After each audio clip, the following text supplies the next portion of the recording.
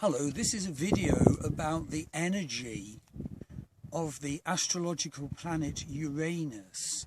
Uranus in your birth chart, and Uranus predictively as his transits interact with your birth chart to bring energy into the unfolding of your life and your destiny. And I'm actually filming it at the foot of one of the three greatest ancient monuments in Ireland, Nath, Dowth and Newgrange. This is Dowth. And these ancient people, 5,000 years ago, before the pyramids were built, aligned to the energies of the heavens, so that the energies of the heavens in their own lives were one.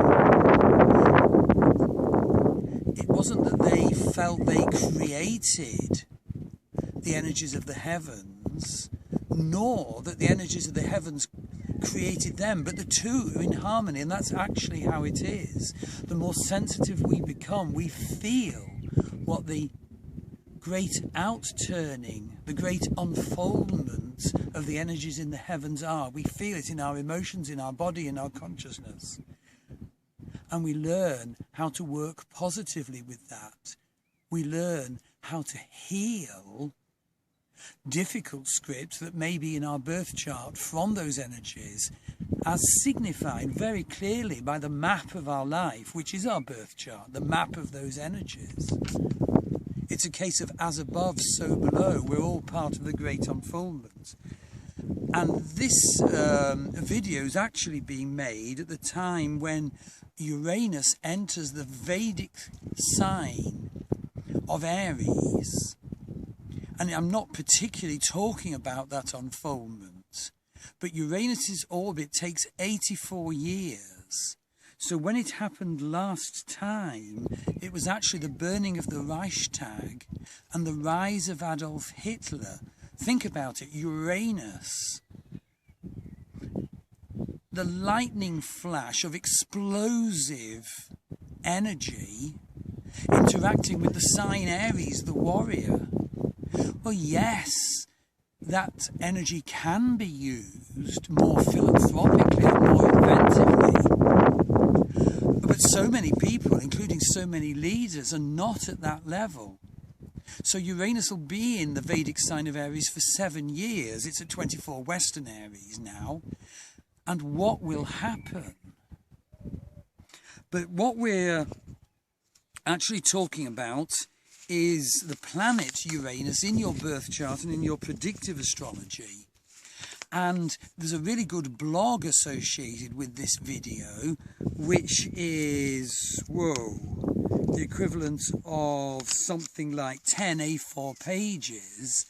And of course, you can learn about Uranus in your birth chart by studying one of my astrology courses, www.mastervedicastrology.com or www.enlightenedastrologycourse.com, or by having a reading. What does Uranus entering Aries for 7 years, what's its implication in my life? What's the meaning of the fact that I have Uranus in the 11th house in my birth chart, or Uranus opposite Venus? These are big, big influences in your life. It really does pay to have good perception about what they mean for you, so that you can perceive disadvantages when they're happening and not repeat them, and so that you can heal and empower and use the energy productively and under will and with strategy. So basically, what is the principle of Uranus? Well, positively, Uranus is the great awakener. But don't think the awakening energy is gentle or easy, because it isn't. Uranus is the great liberator.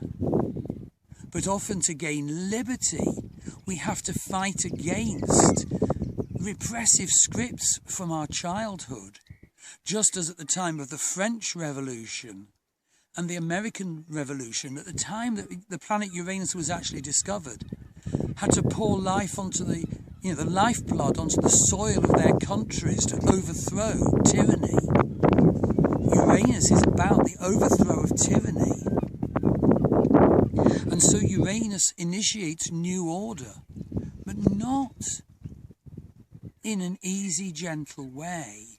It can feel so jarring. It's an inhuman energy, and you have to handle it carefully, or it can actually make you ill, or make you behave negatively. And Uranus is the Promethean spirit. Remember Prometheus, who stole the fire of heaven for humanity? The Promethean spirit. And also Uranus is the Logos, the lightning flash of divine insight and breakthrough abstract thinking. And so when Uranus is transiting one of your planets, your mental capacities can become enhanced. You can get breakthrough insights so much more easily than at other times. And so basically, Uranus's function is to smash through or break through Saturn's scripts. Now, Saturn, of course, has positive scripts, and we need to honour those.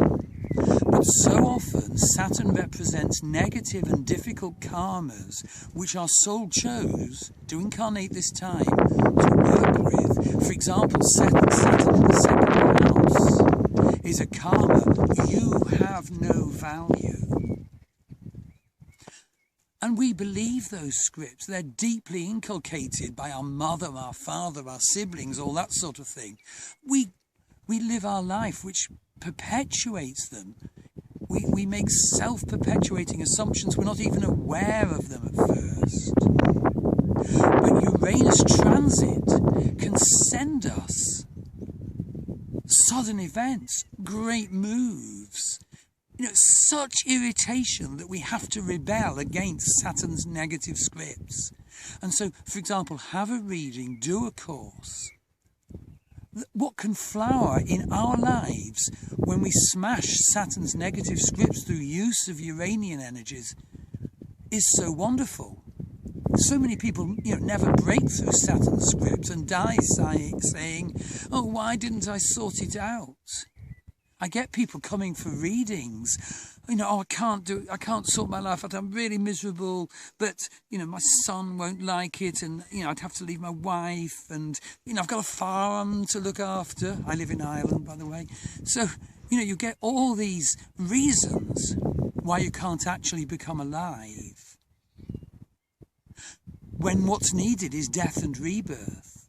And often when, individuals come in that state, those are the sort of tarot cards I get. So Uranus is intensive, shocking bursts of planetary electromagnetic energy, and we receive them filtered through the signs, the sign through which Uranus is transiting, or the sign in our birth chart and the house in our birth chart. So you can read more fully about it in the blog. But negatively, well, note that Uranus is cold in human energy, and it's a sort of nervous illness, sort of intolerant, driven, irritated energy. I've got Uranus on top of my moon at the moment, so the person filming this might sort of recognise the references to irritability, but maybe not. Uranus people are quite rebellious, and they have endless difficulties with authority figures. They may simply have to work on their own, and that's how they may best succeed. Uranus lovers need to be careful, because they can love diversity in relationship. They can have endless affairs. They can refuse to settle down. But positively, they can be, inventively thinking and tolerant and supportive. So I'm rattling through this because I can't cover all the material simply in a video. Uranus magicians. Uranus magicians always feel excitable. They're inner psychic daredevils. They love the excitement of exploring the very edges of their own psyches and revel in cutting-edge speculation or study. And often they open up such insight into valuable and arcane features of our culture. Like valuable studies, for example, of Arthur or Merlin. And then there's Uranus warriors, the most active of rebels. So let's just briefly look at a few samples of Uranus in the houses of your birth chart. So, what would I pick out? Well, what comes to mind is Uranus in the 7th house of marriage, the 7th house of relationships. And the great danger with that, it's worth knowing if you have this, because you may attract, well, unusual Uranian types, but actually pretty damaging, crazy, eccentric, rebellious, weird or restless types. Is that a repeating script? It is for some people. I've come across it so often with many clients. Uranus in the 8th house can be profound, psychic and spiritual, occult, telepathic. But negatively, I've known that Uranus in the 8th house people radiate, a sort of constant, I don't know, it's like an acid energy, are you sure you're right? And you're wrong. And, the 8th house transmits. So it's worth studying and perceiving how your Uranus actually manifests, what house it's in. Get a picture, almost like a visionary picture of your Uranus in the sign and house, and with the planets aspecting it, so that you can picture this and then choose to modify how it's manifesting, to heal it, to empower it. Uranus in the 11th house can be quite difficult. You see, you can develop your sort of revolutionary insights and abilities by associating with radical groups and unusual friendships. But of course, you yourself could be hurt time and time again by those inhuman ideologues who you'll connect with, just really weird, wacky or downright damaging people. So if you have Uranus in the 11th house, think carefully. On the one hand, yes, I need to develop my revolutionary idealism, but on the other hand, I have to know what is real friendship. And let's just look briefly at a few Uranus and planet combinations. So Sun-Uranus, revolutionary spirit, progressive mind, the innovator, but negatively state of tension and indeed accidents. Moon-Uranus can be sudden manifestation of unconscious perceptions, but lots of upset, really, to deal with in the mind, perhaps from unfair family treatment or unfair treatment at work and so forth. Lots of tension, but it can bring forth realization if you look at, well, why did this happen and how, can I live differently so I don't create these situations? That's the task I've got. Mercury-Uranus, astuteness and intuition. Venus-Uranus can be quite difficult because, as I think I might have mentioned earlier, it can lead to affairs and impulsiveness. Definitely marry the wrong person.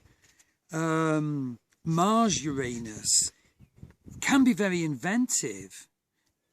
Extraordinary energy can come to you. If you have Mars inconjunct Uranus, your life will be bursts of that at predictable times as the inconjunct manifests. Jupiter-Uranus can be thank the Lord's success, or it can be the wow, completely ungrounded person who says, come on, sign up for my company, my healing centre, or whatever. The sky's the limit. And of course it isn't. Saturn-Uranus, well, very difficult, are your blocks or the breakthrough? Uranus-Neptune is inner vision, inner illumination, spiritual cognition, but it can be confused psychic states. Uranus-Pluto, revolution, collapse of the old order. I'm running out of time, but lastly, Uranus square the nodes of the moon. When a planet is square the nodes of the moon, it's an evolutionary misstep, something we didn't sort out in the past life. So it's very important to know if Uranus is square the nodes of your moon in your birth chart, because you may be blind to your conditioning impulses, but you actually incarnated to break out of your conditioning. So if you want to have a reading, it'll be great to hear from you. If you want to enroll on one of my Vedic or Western courses, it'll be wonderful to work with you. Thank you.